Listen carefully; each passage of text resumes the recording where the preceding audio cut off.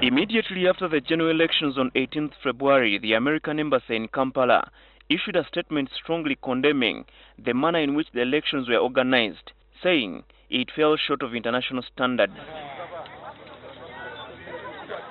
They mainly took issue with the late delivery of polling materials, especially in Kampala City and neighboring Wakiso district, the social media and mobile money blockade, as well as the detention of the leading opposition figure and FDC presidential candidate, Dr. Kizza Besigye. Now, U.S. Ambassador to Uganda, Deborah Malac, is concerned that some of these issues have not yet been resolved. She says government must not violate the rights of citizens, especially the right to freedom of assembly, under the guise of maintaining stability.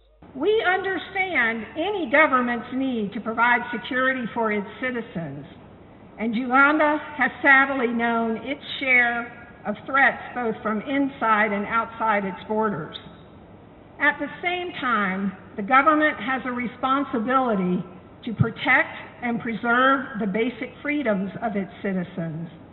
These rights are guaranteed in Uganda's laws and its constitution, and the government should not sacrifice these rights in the name of stability. Her remarks come a day after police arrested former FDC presidential candidate Dr. Kizza Besigye on his way to the party headquarters at Najanankumbi, a Kampala suburb, to attend the party's weekly prayers.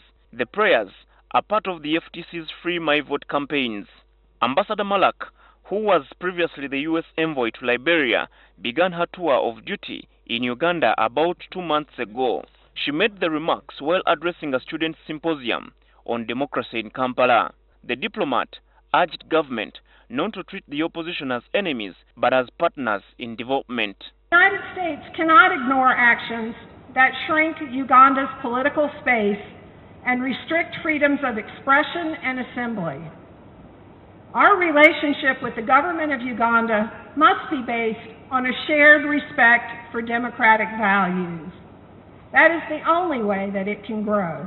But the ambassador says her country will not abandon Ugandans, especially giving financial support in education and health.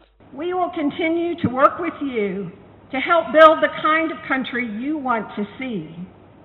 We have invested and will continue to invest in the health, education, and livelihoods of all Ugandans. However, she expressed concern over reports that some of the funds, especially in the health sector, were being mismanaged. Last month's shocking Global Fund audit documented, and I have to say not for the first time, millions of dollars wasted, missing, or unspent. A recent audit by the Global Fund for AIDS, Tuberculosis and Malaria has found that millions of dollars cannot be accounted for, while some are unspent, yet many health centers are running low on life-saving drugs, especially for people living with HIV/AIDS. The Global Fund has signed grants to Uganda worth $1 billion, of which $623 million has been disbursed since 2002. Herbert Zziwa, NTV.